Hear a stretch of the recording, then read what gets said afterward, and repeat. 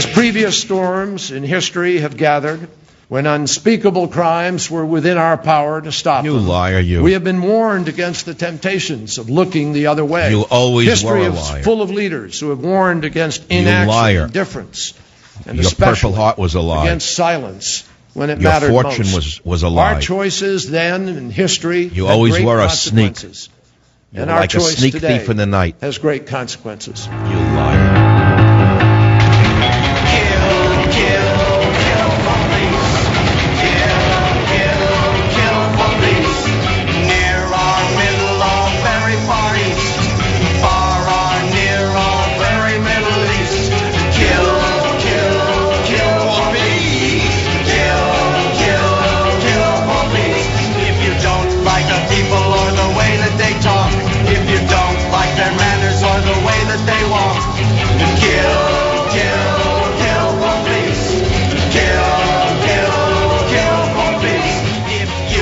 You know, if it wasn't tragic, it would be comedic.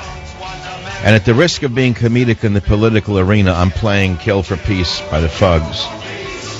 A vintage, it's like pulling out bell-bottoms, and the moths fly out of them. But here we go again. All of the fraudulent liberals who are now bald, or balding, if they're still living, are now exactly everything they warned us against. So I will quote Marcus Tullius Cicero, which I dedicated The Enemy Within to way back in 2003. A nation can survive its fools and even the ambitious, but it cannot survive treason from within. An enemy at the gate is less formidable, for he is known and carries his banner openly. But the traitor moves amongst those within the gate freely. His sly whispers rustling through all the alleys, heard in the very halls of government itself. For the traitor appears not a traitor. He speaks in accents familiar to his victims, and he wears their face and their arguments. He appeals to the baseness that lies deep in the hearts of all men. He rots the soul of a nation. He works secretly and unknown in the night to undermine the pillars of the city. He infects the body politic so that it can no longer resist. A murderer is less to fear. Cicero, Roman orator and statesman, 42 BC. If you've gotten chills up your spine, as I have chills now around my ears and my cranium, you'll know why. There's no more that I can't add to that. This is a treasonous act. It's impeachable. Kerry, Obama, Biden should be impeached for this. And it's coming tonight, as I predicted. As sure as I'm sitting here, how do I know that? How do I now know it's coming tonight? The UN inspectors are hurriedly leaving Syria. They're supposed to be there 2 more weeks to determine if there was a gas attack, what type of gas was used, who may have launched the gas. They're out of town. They're out of there now. They were told the U.S. is about to bomb. Why else are they scurrying out of there? Also, Mitch McConnell has been told that Obama will give a speech to the GOP tomorrow.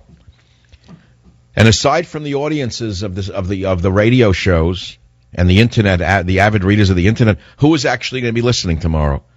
The average American's on a mind break. They're at the lake, they're at the river, they're at the sea, they're in the van, they're in the camper. You can't blame them. They need a time away from it all. Now, if you exclude the 52% who don't work, who don't care whatever Obama does, he could burn a nation to the ground. They wouldn't care as long as the government check came in. So they don't care. Now let's take the 49% of us who actually work for a living, cut out those who are working for the government or are living off some kind of grift deal through the Democrat machine. That's another 20%. So that leaves about 30% of the population who knows what's going on and would oppose it. But Obama's already written them off. He's not a man who represents all the people. He represents only some of the people, and he doesn't care about you. He's divided us up into segments. Him and Rahm Emanuel. Him and that advisor of his, Obama's brain, whose name I always forget, the one from Chicago, the lifetime leftist agitator who's now running the world. It's unbelievable to me.